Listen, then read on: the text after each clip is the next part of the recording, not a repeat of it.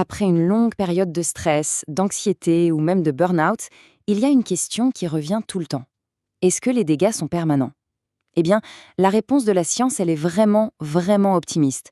En fait, notre cerveau possède un mécanisme biologique incroyablement puissant pour se reconstruire. On va explorer ensemble cette science qu'on appelle la neuroplasticité. On va commencer par ça, parce que c'est sans doute la chose la plus importante à entendre. Cette peur d'être cassé, d'être abîmé pour de bon, elle est très réelle. Mais la science nous dit aujourd'hui que c'est une fausse idée. Le cerveau, ce n'est pas un objet fragile qui se brise. Non, c'est un système vivant qui est capable de se réorganiser en permanence. Et pour vraiment comprendre comment c'est possible, il faut d'abord qu'on se débarrasse d'un vieux mythe, une idée reçue qui a la vie dure et qui a longtemps, longtemps dominé la science. Pendant des décennies, vraiment, on pensait que le cerveau adulte, c'était comme du béton. Une fois sec, une fois la structure en place, plus rien ne bougeait. C'était figé. Aujourd'hui, on sait que c'est tout l'inverse. Le cerveau, il faut plutôt le voir comme de l'argile ou de la pâte à modeler. Il est constamment, je dis bien constamment, remodelé par chaque expérience, chaque pensée, chaque action. À chaque seconde, sa structure change. Et ce remodelage, attention, ce n'est pas juste une image. C'est un processus physique très concret. À l'intérieur de notre tête, les neurones, nos cellules cérébrales, sont en train de tisser de nouvelles connexions, d'en renforcer certaines qu'on utilise souvent et d'élaguer, d'éliminer celles qui ne servent plus. C'est le cœur même de l'apprentissage, de la mémoire et de la réparation. Mais alors, comment ça marche au niveau biologique? Comment le cerveau fait-il ça? Eh bien, il y a un acteur principal dans cette histoire, une sorte de chef d'orchestre. C'est une protéine qui est absolument essentielle.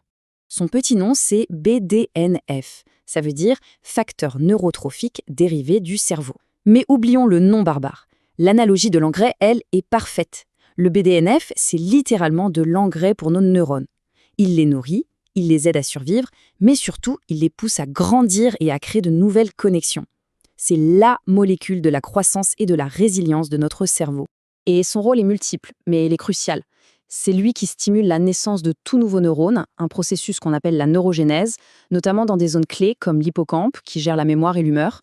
C'est aussi lui qui booste la plasticité, donc notre capacité à apprendre et à nous adapter. Pour faire simple, plus on a de BDNF, plus notre cerveau est capable de se réparer et de se renforcer. Bon, si le BDNF est le héros de notre histoire, il y a bien sûr un méchant. Et ce méchant, c'est le stress chronique. Son arme de prédilection, c'est une hormone qu'on connaît tous de nom, le cortisol. Ce qu'il faut voir sur ce graphique, c'est que l'effet est massif.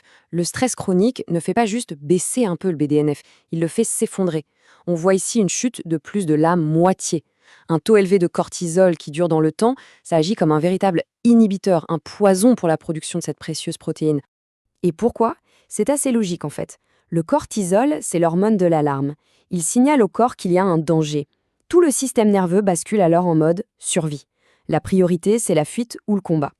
Et donc, toutes les fonctions qui ne sont pas essentielles à la survie immédiate, eh bien, elles sont mises en pause. La digestion, la reproduction, et malheureusement, la réparation et la construction de neurones à long terme. Le cerveau ne peut tout simplement pas se reconstruire tant qu'il se sent en danger. D'accord. Alors, la question qui vient tout de suite, c'est comment on fait pour sortir de ce mode survie et pour réactiver cette fantastique machine à réparer? La bonne nouvelle, c'est qu'on a des leviers d'action très directs, prouvés par la science, pour faire remonter en flèche le BDNF. En voici 4 qui sont de véritables piliers. D'abord, le sommeil profond. C'est le grand nettoyage de printemps du cerveau, le moment où il se répare. Ensuite, l'exercice physique. C'est peut-être le stimulant de BDNF le plus puissant qu'on connaisse. Troisièmement, la respiration lente et contrôlée. Ça, c'est comme un interrupteur pour dire au système nerveux « c'est bon, le danger est passé, tu peux passer en mode récupération ». Et enfin, l'apprentissage volontaire. Apprendre quelque chose de nouveau, n'importe quoi. Ça force le cerveau à bâtir de nouvelles autoroutes neuronales et ça renforce sa plasticité. Et là, on arrive à un point qui est vraiment, vraiment fondamental. Le résultat de tout ça, ce n'est pas juste une vague sensation de se sentir mieux. Le changement est beaucoup plus profond. Il est physique, il est structurel. Et la cerise sur le gâteau, c'est que cette capacité, on ne la perd pas en vieillissant. Toutes les recherches modernes le confirment. Même à un âge avancé, le cerveau garde une capacité de changement, de réorganisation qui est juste étonnante. L'idée qu'à partir d'un certain âge, c'est fini, c'est complètement dépassé. Voilà le message central. Se remettre d'un épuisement, d'un stress intense, ce n'est pas qu'une question de volonté ou de pensée positive. C'est un processus biologique de reconstruction. C'est le cerveau qui, physiquement, se répare, qui reconstruit ses circuits, synapse par synapse. En fin de compte, ce qu'il faut retenir, c'est que notre cerveau est en chantier permanent. Et l'architecte, c'est nous par nos actions. Chaque habitude, bonne ou mauvaise, chaque pensée qu'on entretient laisse une trace physique. On est, littéralement, les sculpteurs de notre propre cerveau. Cette capacité de remodelage est fascinante, c'est une source d'espoir incroyable.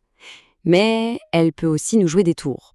Dans notre prochaine analyse, on verra comment un autre acteur clé du cerveau, la fameuse dopamine, peut parfois complètement piéger notre